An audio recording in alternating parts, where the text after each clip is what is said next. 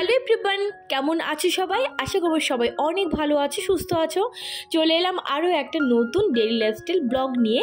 হ্যাঁ, আমার গলার টোন শুনে আশা করছি তোমরা বুঝতে পারছো যে এখনও পর্যন্ত কিন্তু পুরোপুরি সুস্থ হয়নি। ঠান্ডা কাশি কিন্তু সমানে এখনও লেগে আছে। তবে আজকে তোমাদের সঙ্গে একটু অন্যভাবে ভিডিও করছি, অর্থাৎ বলতে পারো ভার্টিক্যালি আমি ভিডিও করছি আজকে, মানে ভার্টিক্যাল ক্যামেরাটা রেখেছি আর কি।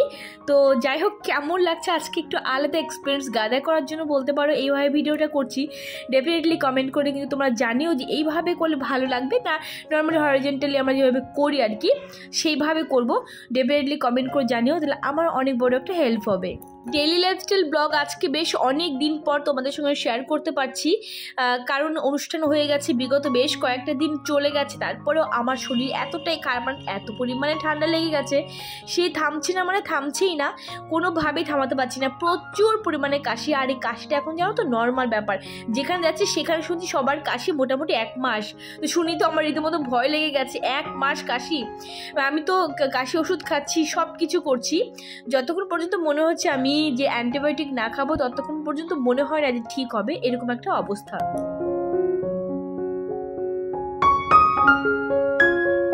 বেডরুম ক্লিনিং করে আসা হয়ে গেছে, ডাস্টিং ক্লিনিং যতটুকু বাকি ছিল ততটুকু কমপ্লিট করে চলে এসেছি। এদিকে মাসিও চলে এসছে, এবার চা করে নিলাম। চা করে এবার মাসি চা খাবে আর আমিও চা খাবো বসে।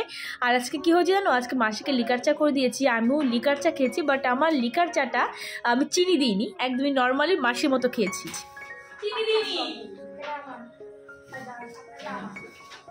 চিনি ছাড়া মাসিকে দিয়েছি, চিনি ছাড়া করে আমিও ভুলে আমারটা আর চিনি অ্যাড করিনি, চিনি ছাড়া আমিও খাচ্ছি।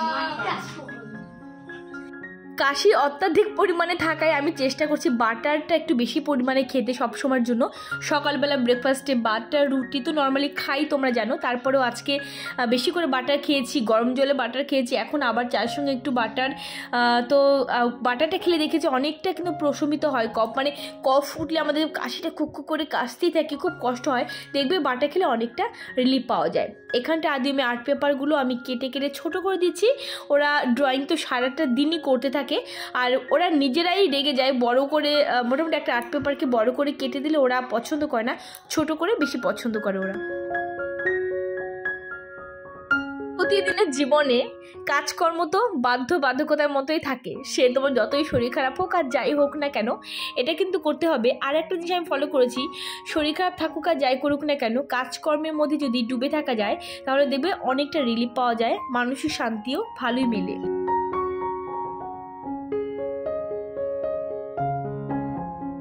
চলে এলাম কিচেনে। আজকে দুপুরে হবে একটু ডিমের তরকারি, এবং এটা একটু অন্যভাবে করব, যেটা কিনা শীতের দিনে স্পেশাল ডিমের তরকারি বলতে পারো বা এগ কারি বলতে পারো। আমি এখানটা ছোট ছোট আলুর দম করার আলু আমি নিয়ে নিয়েছি, আর এই আলুগুলো তো জানোই তো যে ছোলাটা বেশ ডিফিকাল্ট, মানে ছোলা যায় না, হাত দিয়ে ডলে ডলে, আর একটু একটু খোসা থাকে উপরে, দেখতে ভালো লাগে, খেতে কিন্তু খারাপ লাগে না। আর এটাই কিন্তু মেন বিশেষত্ব এই শীতের দিনে ছোট আলু, নতুন আলুর আর কি। তো এটাকে দেখো আমি এখন সেদ্ধ করতে বসে দিলাম, বেশ খানিকটা পরিমাণে কিন্তু আমি আলু দিয়েছি, আর এখানে 6টা ডিম অলরেডি আমি সেদ্ধ করে নিয়েছি। আর এদিকে তার সঙ্গে আমি ভাতও আমি বসিয়ে দিয়েছি, ভাতও ওদিকে হবে আর ওদিকে ডিমের তরকারিটা হবে, একসঙ্গে সব কিছু কমপ্লিট হবে।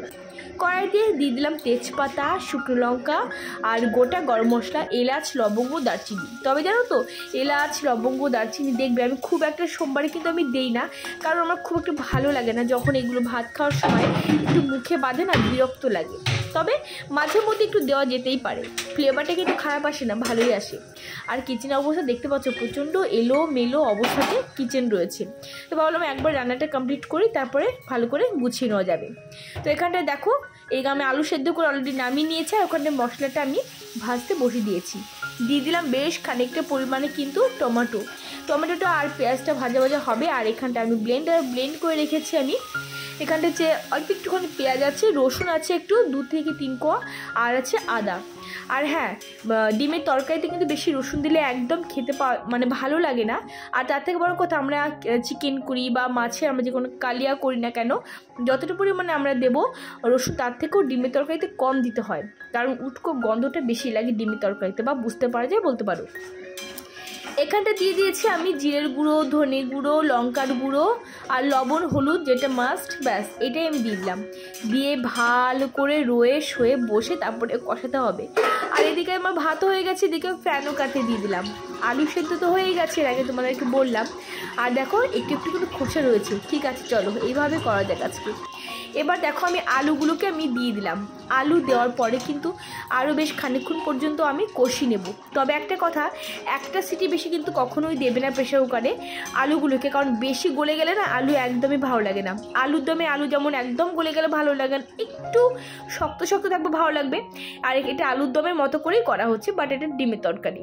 এখানে মটরশুঁটি ছিল ছাড়ানো অল্প একটুখানি, বাস সেটাও আমি দিয়ে দিলাম। মটরশুঁটি আরও একটু দিলে আমার মনে ভালো লাগতো, কিছু করার ছিল না, অল্প পরিমাণে ছিল তাই অল্প পরিমাণে দিলাম। ভাত ওদিকে কমপ্লিট, রান্না করতে করতে আর এদিকে কিচেনের সমস্ত কাজকর্মগুলো কিন্তু গুছিয়ে নিলাম। আমি আবারও বলছি তোমাদেরকে, প্লিজ তোমরা কমেন্ট করে জানিও যে আজকে আমি যে ভার্টিক্যালি ভিডিওটা করছি, মানে ভার্টিক্যালভাবে করছি ভিডিওটা, মানে ক্যামেরাটা রেখে অবশ্যই কিন্তু কমেন্ট করে জানিও যে কেমন লাগলো। প্লিজ কমেন্ট করে জানিও, তাহলে আমি মাঝে মধ্যে এইভাবে করব, আমার কিন্তু বেশ ভালোই লাগছে দেখতে। আর এখানটা এই যে কষিয়ে যাচ্ছি বেশ অনেকক্ষণ বসে, আর তেল কিন্তু বেশ খানিকটা পরিমাণে কিন্তু দিয়েছি বলে চলে, গন্ধটাও কিন্তু দারুণ এসছে। আর এইভাবে তোমরা যদি ডিমের তরকারি না করে থাকো ডেফিনেটলি একবার ট্রাই করো। শীতের দিনে নতুন আলু পাওয়া যায়, ছোট ছোট আলু পাওয়া যায়, মটরশুঁটি বেশি পরিমাণে পাওয়া যায়, যে কারণে এটি কিন্তু শীতের দিনেই বেশি সবাই করে থাকে। ডিমগুলোকে দিয়ে দিলাম, তার আগে অবশ্যই ডিমগুলোকে ভেজে রেখেছিলাম হালকা করে। এবার ডিমগুলো দিয়ে ভালো করে আরও 5 থেকে 7 মিনিট কষিয়ে নেব, যাতে ডিমের ভিতরে মশলাটাও বেশ খানিক পরিমাণে ঢুকে যায়। আমি ভয়েস ওভার করছি আর আমি বুঝতে পারছি যে কতটা খারাপ লাগছে শুনতে, মানে এত বিচ্ছিরি লাগছে গলার মধ্যে। আমি রীতিমতো একটা জলের বোতল নিয়ে আমি বসেছি বলতে পারো, কারণ হচ্ছে কাশি উঠছে বারবার করে, আমাকে জল খেতে হচ্ছে। তো যাই হোক, এবার ভালো করে কষিয়ে নিয়ে দিয়ে দিলাম জল। আর জলটা কিন্তু একদম কম দেবো না, কারণ যেহেতু এখানে আলু অনেকটা পরিমাণে দিয়েছি, আর আলুগুলো কিন্তু বেশ পরিমাণে কিন্তু জল টেনে নেবে, সেই কারণে মোটামুটি পরিমাণে জল দিলাম। জল দেওয়ার পরে এবার এটাকে নাড়া চাড়া দিয়ে ভালো করে গ্যাসের ফ্লেমটা প্রথমে বাড়িয়ে দেবো, দিয়ে তারপরে একটুখানি ঢেকে দেবো, তারপরে একদম মিডিয়াম ফ্লেমে রেখে তারপরে এটাকে কিন্তু নামিয়ে দেবো।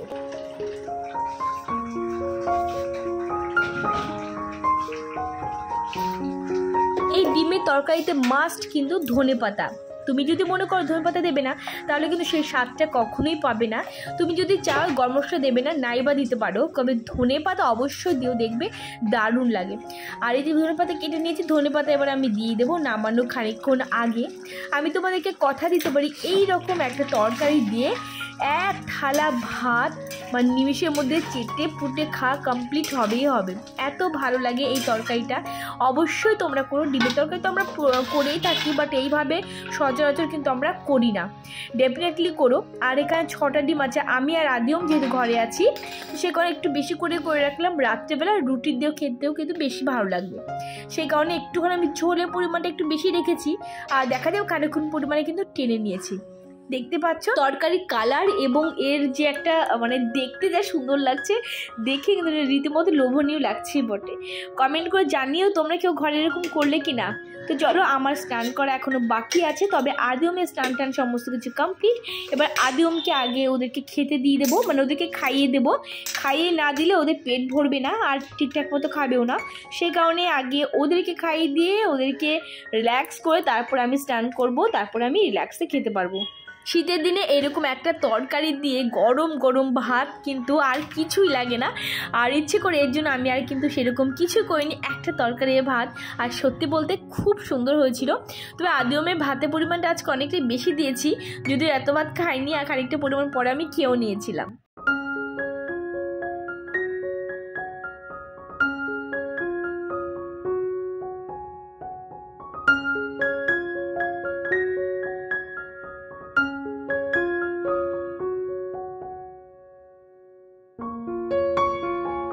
প্রত্যেকটা বাচ্চার ক্ষেত্রে এটা একটু খেয়াল করে দেখবে হয়, বা তোমাদের বাচ্চাদের ক্ষেত্রে এটা হয় কিনা অবশ্যই কমেন্ট করে জানিও।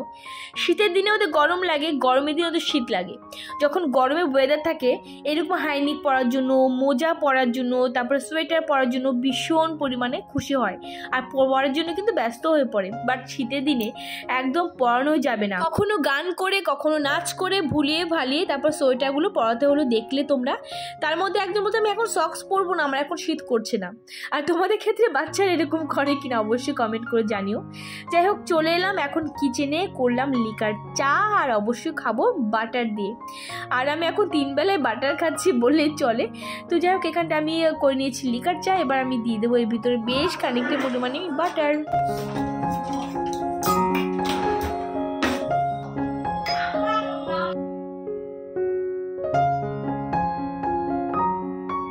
তবে আজকে ব্লগটা আমি ছোটোই রেখেছি, কারণ এইভাবে প্রথমবার যেহেতু ভিডিও আমি করলাম, তো ভাবলাম কেমন হবে না হবে ছোট্টোর মধ্যে তোমাদের সঙ্গে শেয়ার করি।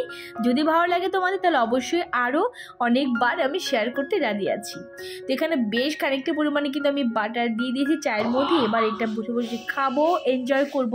আর সত্যি কথা বলতে বাটার চা খেতে কিন্তু অনেক ভালো লাগে। দুধ চায় তো কোনো কথাই নেই, দুধ চায় তো আরও বেশি ভালো লাগে। লিকার চা কিন্তু খারাপ লাগে না, বেশ ভালোই লাগে খেতে। আর যখন গরম গরম চাটা খাচ্ছি, বিশ্বাস করো গলার ভেতরটা এত ভালো লাগছে, মানে আরাম একটা পাচ্ছি আমি। মানে এত কাশি হচ্ছে, গলা পুরো আবার ছিলে গেছে। আর গরম চাটা যখন যাচ্ছে না, এত ভালো লাগছে বলে বোঝাতে পারবো না।